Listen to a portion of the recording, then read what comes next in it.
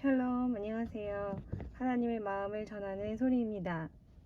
오늘 이 시간에는 마지막 때가 가까움에 따라서 사람들이 환난, 짐승의 표 이런 것들에 대한 두려움에 사로잡히는 것을 많이 보는데, 이 시간에는 그럴 이유가 없다는 점에 대해서 한번 나누어 보기를 원합니다.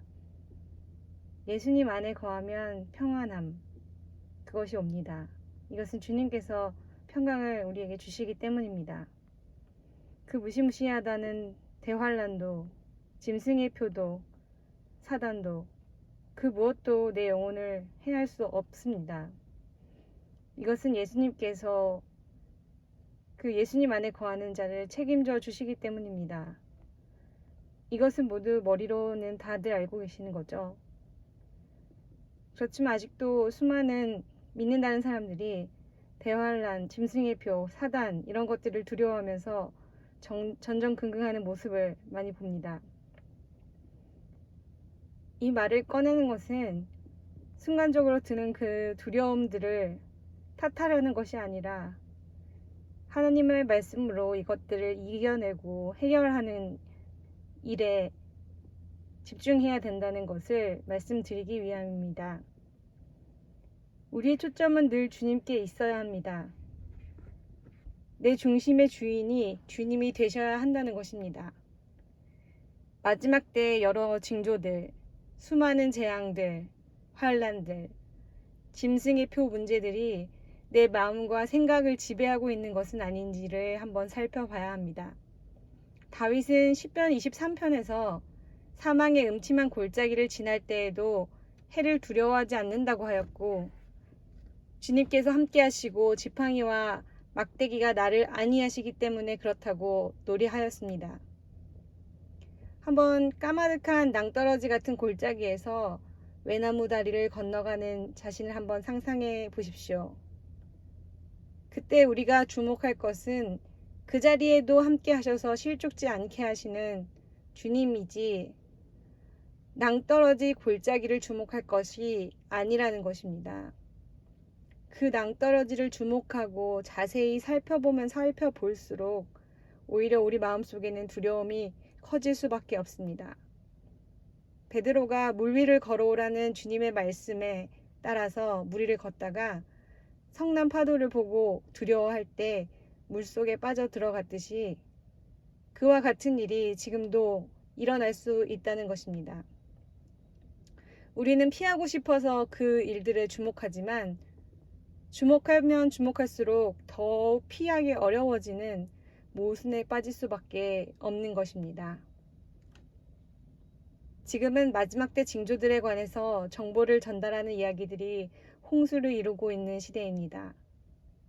지금 시대를 분별한다는 목적으로 그런 이야기들에 대해서 관심을 가졌다고 하더라도 어느 순간 그 이야기 자체에 심취하는 자신을 발견할 수 있을 것입니다. 그리고 두려움을 느끼면서도 나는 그런 정보를 잘 알고 있기 때문에 나는 깨어있는 주님의 신부이고 그렇기 때문에 환난을 피할 수 있을 것이라고 철석같이 믿고 있을지도 모릅니다. 그런데 여기서 생각해 봐야 할 것은 예수님은 제자들에게 깨어 기도하라고 하셨고 사도들도 성도들에게 정신을 차리라고 항상 말씀하셨는데 그 진짜 의미가 무엇이냐 하는 것입니다. 단순히 그게 마지막 때 징조들을 잘 살펴보고 그것에 집중해서 알아보라는 것이었을까요? 마지막 때는 예수님의 재림으로 인한 마지막 심판 때이기도 하지만 모든 인생들에게 주어지는 한정적인 시간의 마지막 심판 때를 의미하는 것이기도 합니다. 그날이 언제인지는 몰라도 반드시 모든 사람의 인생에 반드시 올 것을 알고 지금 깨어서 예수님 안에 거하고 있으라는 그런 말씀입니다. 여기서 마지막이 온다는 것은 우리를 깨울 수 있는 단 하나의 단초일 뿐이지 그것이 목적이 아닙니다. 깨어 있으라는 것은 주님 안에 거하고 있으라는 것이지 마지막이 어떻게 오고 마지막의 징조가 무엇인지를 알라는 것이 아닙니다.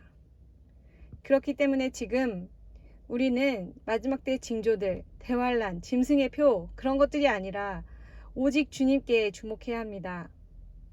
내가 주님 안에 거하는 자인지를 확증하고 그 일에 주목하며 그 일에 목숨을 거십시오.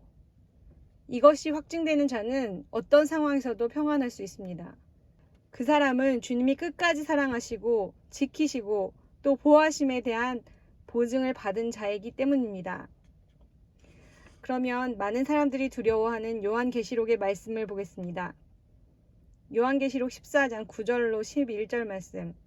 또 다른 천사 곧 셋째가 그 뒤를 따라 큰 음성으로 이르되 만일 누구든지 짐승과 그의 우상에게 경배하고 이마에나 손에 표를 받으면 그도 하나님의 진노의 포도주를 마시리니 그 진노의 잔에 섞인 것이 없이 부은 포도주라.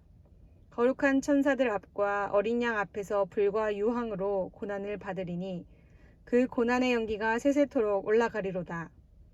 짐승과 그의 우상에게 경배하고 그의 이름표를 받는 자는 누구든지 밤낮 쉼을 얻지 못하리라 하더라.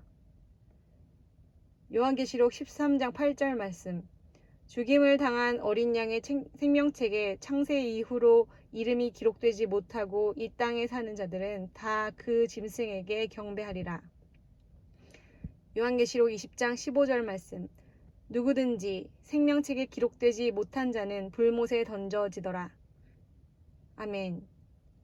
짐승과 그의 우상에게 경배하는 자, 그리고 그의 이름의 표를 받는 자는 누구든지 불과 유황으로 고난을 받고 어린 양의 생명책에 기록되지 못한 자는 모두 짐승에게 경배한다고 말씀하십니다.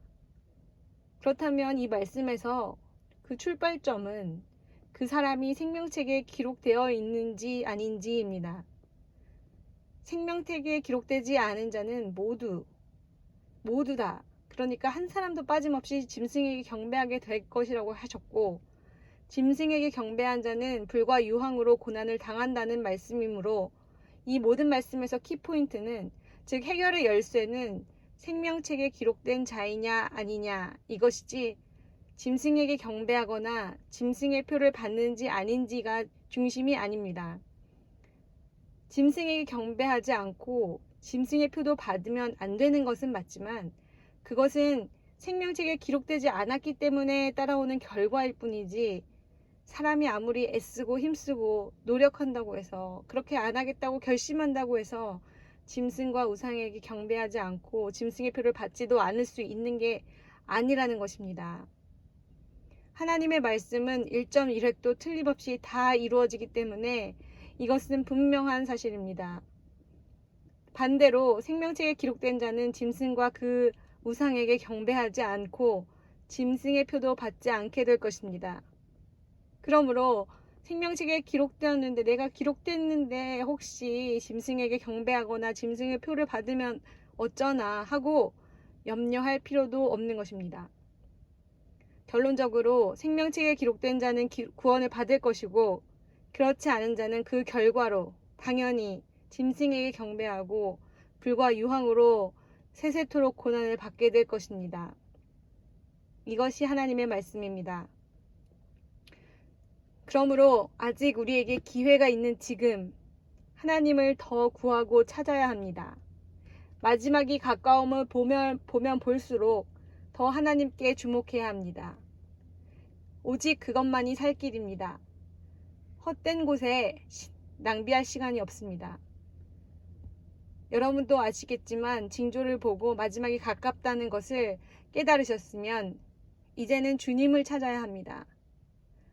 징조 같은 것에만 계속 집중하고 집착하는 것, 그렇게 하도록 하는 것도 바로 우리들의 귀중한 시간을 낭비하고 허비하고 호랑방탕하게 하는 것이기 때문에 그건 역시 큰 미혹이라는 것을 기억해야 합니다. 우리에게 주어진 지금 이 은혜의 때를 놓치지 말기를 바랍니다. 제발 지금이라는 이 때를 놓치지 말고 하나님께 날마다 더 가까이 나아가시는 여러분 되시기를 정말 간절히 축복합니다. 함께 기도하시겠습니다. 사랑의 하나님 아버지, 저희들에게 이 시간을, 은혜의 시간을 허락하신 것을 감사합니다. 우리들이 자꾸만 현상에 주목하고 징조들에 주목하고 짐승의 표에 집중하고 이런 모습들로 주님께서 원하시지 않는 길로 달려가고 있는 것을 주님께서 아십니다.